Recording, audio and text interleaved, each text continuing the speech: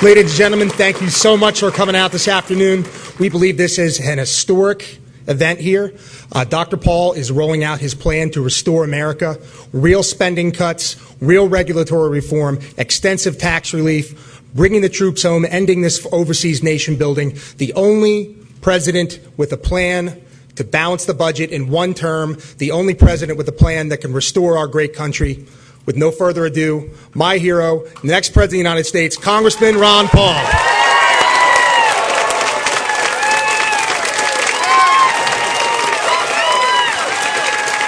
Thank you very much.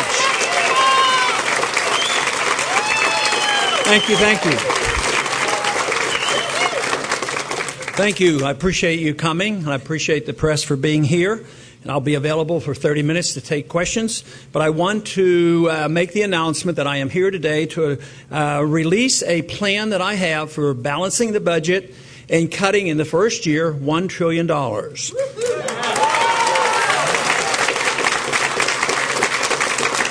There's been a lot of talk about our problems that we're facing, but they're worldwide, and the big problem is debt. Debt has just been drowning all of us, and yet all the individuals in the current candidates, as well as many in Washington, they sort of talk about it, but they talk around it. They talk about cuts. They talk about future cuts, and everything I've heard so far in Washington and from the other candidates has always been cuts in the future. But the future means cuts on the proposed increases. They have like baseline. The baseline is a steady growth of government. And if they cut it, cut the growth, they call that a cut. Well, I don't like that. I think our debt is too big, our government is too big, and that we have to recognize how serious the problem is. Today, though, I don't think there are very many who are as worried about what's happening in the world financial community and in our own finances here in this country. And it's for this reason that I am going to be very determined to present a program that will make a difference. A lot of people will say, well, cutting $1 trillion in 1 year, that sounds radical. But you know, I operate on the assumption that the radicals have been in charge way too long.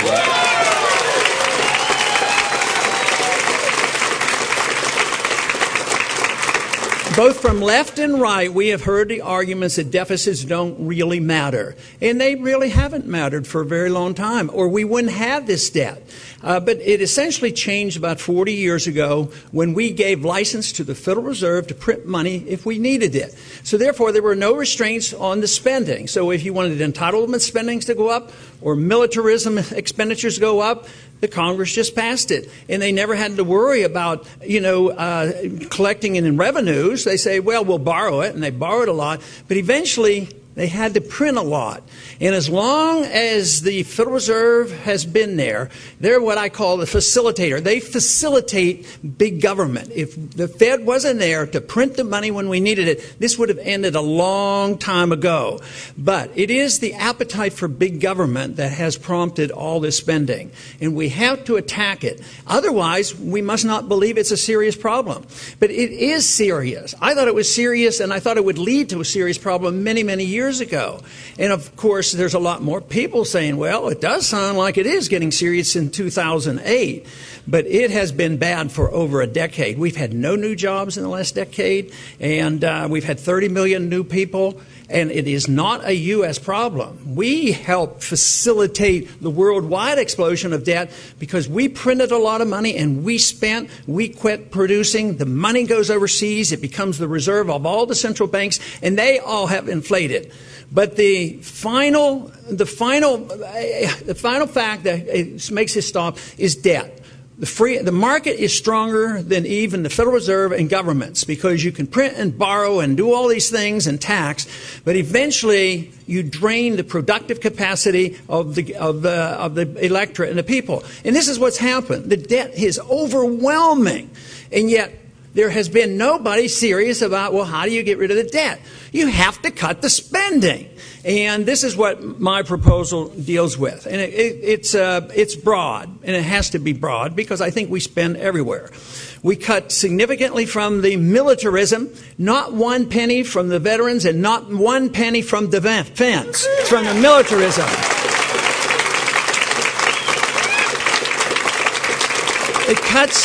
It cuts all the foreign aid. We don't need foreign aid. We need more help here at home.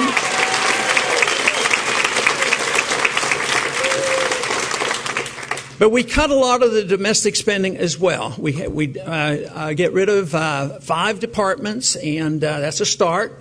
And there are in these departments that we cut, there are some important places there that we didn't just close down. Many of those important parts of each of those departments will be held in another department or outside of a major department. So nobody gets laid off immediately. They get laid off through attrition because we're going to learn to live with a lot less government, and we don't have to keep hiring more and more people to replace those who should be retiring.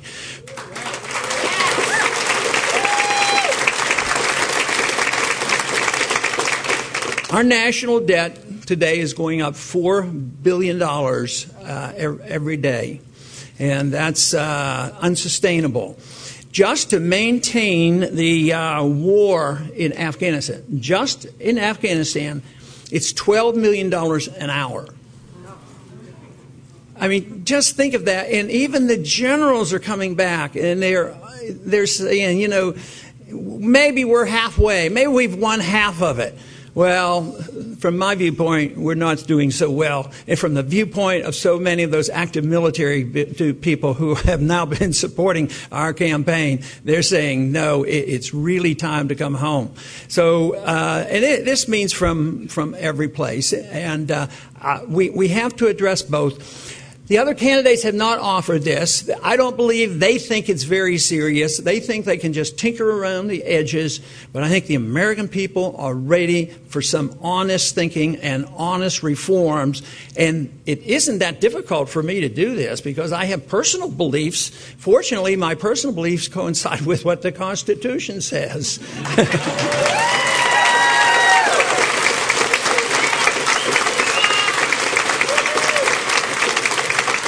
So everything that is not explicitly mentioned in the Constitution should be, up for grabs, and that we should be able to cut it. Yes, and I have taken it upon myself that I will not take a salary any higher than the median income of all Americans, which is $39,000.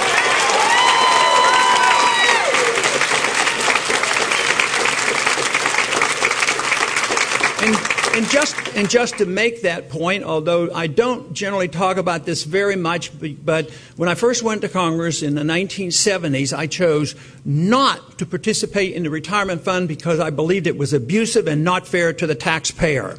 Yeah.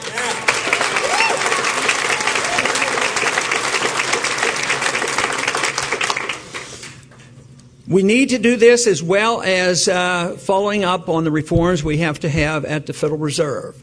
It doesn't call for the abolishment of the Federal Reserve, but it does call for a real, honest audit of the Fed so we know exactly what they're doing with all that money that they create out of thin air.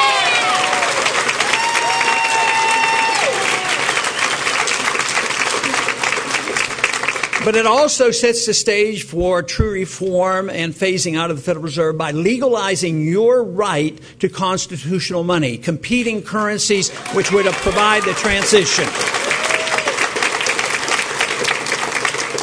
A lot of people will say, well, this is, pretty extreme, pretty excessive, but I go back to the whole thing that I think we have had extreme spending and extremism in the growth of our government, and it's time now we say that we have to cut.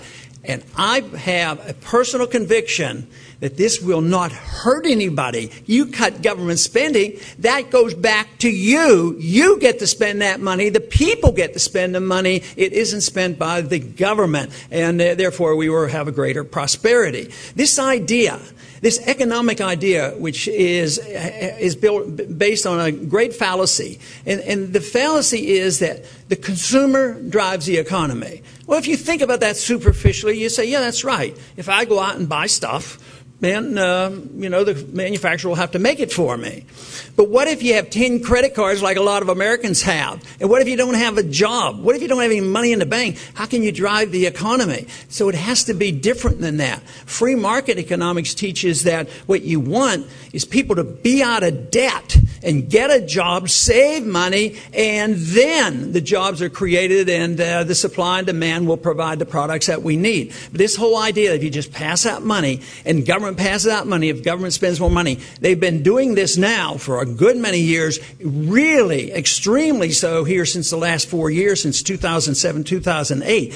The TARP funds and all the Federal Reserve spending, and it hasn't worked because they're not doing the right things. They're doing more of the same thing that caused our crisis. So if we want jobs, we need to get the government out of our way. I deal with this as well on the regulation. We don't need more regulations. We need more regulations on the government is what we really need.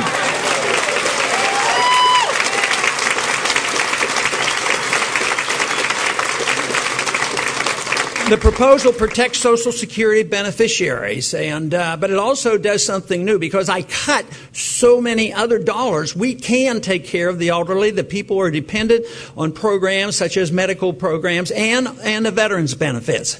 We can protect that. At the same time, I will offer the young people of this country, 25 and under, they can get out of Social Security if they want to.